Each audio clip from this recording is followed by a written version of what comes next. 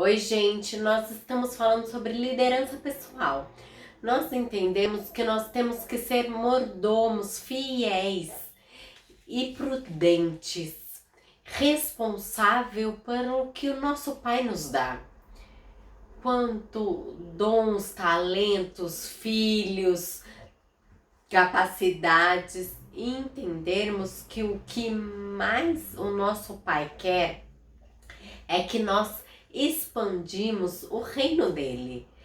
E nós entendemos que conduzir isso, todo mundo tem que fazer isso, porque fala, ide por todas as nações e pregai o evangelho a toda criatura. Não está especificando uma pessoa só, ele está falando de todos nós temos que fazer o ide. Eu posso cumprir isso em qualquer área que eu esteja, em qualquer lugar que eu esteja, dando testemunho e fazendo, sendo um bom mordomo daquilo que ele nos confiou, entendendo que a base, o fundamento é a grande comissão, é fazer o ID, o reino do nosso Pai. Ele tem que ser a base, o fundamento, e não encaixe aonde der eu vou fazendo. O reino do nosso Pai, ele tem que ser a base da nossa vida. Jesus, o Messias, ele pregava só o reino. Você é um resultado do amor do nosso Pai por você. E você tem que entender que você tem que ser um mordomo, um administrador bom e fiel e responsável. Você tem que perguntar para o nosso Pai aonde Ele quer que você se encaixa e não você encaixá-lo nos seus planos, as coisas que Ele te pede. Nós temos que trazer esse conceito porque nós temos que viver esses processos que o nosso Pai tem para nós. E nós temos que valorizar isto, do que as promessas sendo realizadas. Claro que as promessas são maravilhosas quando elas se tornam realidades, quando elas se cumprem em nossas vidas. Mas nós precisamos nos desenvolvermos ao ouvir a voz do nosso Pai, ao ouvir a voz do Espírito Santo. Nós precisamos nos perguntar isso constantemente. Porque se uma visão que você tem, ela é mais importante do que o nosso Pai, então ela não vem do nosso Pai. Nós temos que entender que o povo de Israel, ele estava em Êxodo 33, do 3 ao 15 e 16, ele fala o seguinte: eles estavam em busca dessa terra prometida, aonde há leite e mel com fartura. O povo de Israel, eles estavam há 400 anos esperando para sair dessa escravidão do Egito, entrar na tão sonhada terra prometida. Mas o nosso Pai, ele tinha acabado de trazer um romper disto. E ele estava caminhando o povo para Canaã, quando ele disse para Moisés que não iria com eles. E aí nós entramos a cena de amizade que Moisés tinha com o nosso pai. Moisés, ele falou sim, ele valorizava a presença do nosso pai, que ele falou assim, ele não estava tão querendo a promessa. Se não fores conosco, ele fala, não envia-nos. Como saber que eu e o teu povo podemos contar com o seu favor se não me acompanhardes? Por causa deste relacionamento que ele estava sendo construído com o Pai, ele não só pede, para o nosso Pai mudar de ideia e andar junto com o seu povo como ele pede para vê-lo. Com isso, eu quero que você pense sobre qual é o seu relacionamento com o nosso Pai. O que te faz mais importante? É os seus sonhos, é a construção do romper, é a construção de uma intimidade com o nosso Pai. O que é mais arde em seu coração? Quero que você pense também em quais situações do seu dia você tem dado preferência para buscá-lo.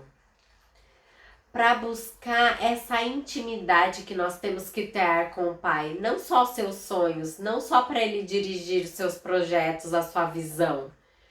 Nós temos que buscar mais isso, a nossa casa. Para isso acontecer, nós precisamos ter em mente que nós precisamos fazer gestão do nosso tempo, das nossas energias e do nosso dinheiro. E em suas decisões, esses 3 pontos têm que ser, tem que estar sempre na mente, tem que ser estratégico. Esses são os recursos que o nosso Pai tem nos dado todos os dias na nossa mão. E nós precisamos aprender a administrá-los, agir com intencionalidade. Por isso que é muito necessário, exista um planejamento, um relacionamento com o nosso Pai, para nós podermos empenhar esses 3 recursos que são fundamentais. Você precisa ter isso na sua mente, em tudo que você for fazer, no seu dia a dia. Você tem que pensar que um sim que você diz para alguma coisa vai te acarretar a dizer não para outras coisas. Então você tem que pensar nisso. Quando você decide gastar o seu tempo, energia ou dinheiro com algo ou alguma coisa, automaticamente você está negando esse recurso para outras áreas da sua vida. Então você tem que entender que por trás de cada sim existe vários não sendo dados. Não gaste o seu tempo, a sua energia e o seu dinheiro para começar a fazer algo que já está sendo feito por outra pessoa. Ao invés de você querer investir em algo que alguém já está fazendo, se ajunte com ela, seja intencional, aplique, entenda como ela fez, para você também focar e centrar em outras coisas e não perder tempo tentando fazer todo o resto que ela já fez. Quero que você pense quais são as situações que estão roubando a sua energia, o seu tempo, o seu dinheiro. E quero que você reflita como você irá mudar isto. Porque é necessário uma mudança nessas situações da sua área, da sua vida. Quero que você entenda que quando nós falamos sobre dinheiro, e isso requer um princípio de confiança. Em 1 Timóteo 6,10 diz o seguinte: porque o amor ao dinheiro é a raiz de todo o mal. E nessa cobiça, alguém se desviará da fé e se transpassará a si mesmo com muitas dores. Além do dinheiro ser,